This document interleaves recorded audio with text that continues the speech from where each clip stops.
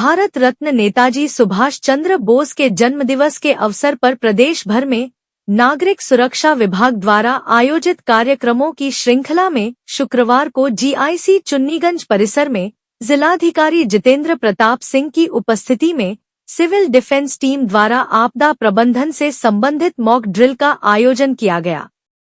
जिलाधिकारी ने बताया कि इस मॉक ड्रिल का उद्देश्य किसी भी आपदा अथवा आपात स्थिति, विशेषकर अंतर्राष्ट्रीय परिस्थितियों में संभावित शत्रुतापूर्ण घटनाओं के दौरान नागरिक सुरक्षा व्यवस्था को पूरी तरह तैयार रखना है। उन्होंने कहा कि आपात स्थितियों में नागरिकों को सुरक्षित रखने तथा राहत एवं बचाव कार्यों को सुव्यवस्थित ढंग से संचालित करने के लिए पूर्व अभ्यास अत्यंत आवश्यक है। शांति काल में की गई तैयारी ही संकट के समय जनहानि को कम करती है। मॉक ड्रिल के दौरान जीआईसी चुन्नीगंज में सायं 6:30 बजे ब्लैकआउट कर हवाई हमले की स्थिति में अपनाए जाने वाले सुरक्षा उपायों का व्यावहारिक प्रदर्शन किया गया। इसमें हवाई हमले के समय सुरक्षित रहने के तरीके, हमले के बाद नागरिकों को शेल्टर होम तक सुरक्षित पहुंचाने की प्रक्रिया, आग पर नियंत्रण, घायलों को प्राथमिक उपचार देने तथा एम्बुलेंस के माध्यम से उपचार केंद्र तक पहुंचाने की कार्यवाही का डेमो दिया गया।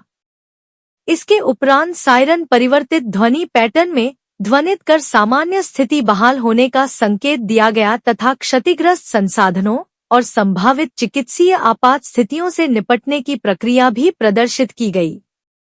इससे पूर्व सायं 6 बजे हवाई हमले की चेतावनी स्वरूप सायरन 2 मिनट तक परिवर्तित ध्वनि पैटर्न में ध्वनित किया गया। सायरन बजते ही कर्नलगंज, ग्वालटोली, नई सड़क, साइकिल मार्केट, यतीम खाना, बेगमगंज, बेकनगंज, तलाक महल, परेड एवं पीपीएन मार्केट सहित जनपद के विभिन्न क्षेत्रों में नागरिकों को आपात स्थितियों के प्रति जागरूक करने के उद्देश्य से मॉक ड्रिल आयोजित की गई। 23 जनवरी के शुभ अवसर पर, चूंकि हमारे सुभाष चंद्र बोस जी का आज जन्म दिवस का भी शुभ अवसर है और पूरे प्रदेश में किया गया है सिविल डिफेंस की टीम द्वारा, और इसका उद्देश्य यही है कि कोई भी आपदा की परिस्थितियों में, अंतर्राष्ट्रीय परिस्थितियों में यदि किसी दुश्मन देश का कोई इरादा हो तो हमारे जो टीम है वो तैयार रहे। जो हमारे सशस्त्र बल हैं वो अपना काम करते ही हैं, परंतु नागरिकों का भी सुरक्षा का माहौल बनाए रखने में बहुत ही योगदान है।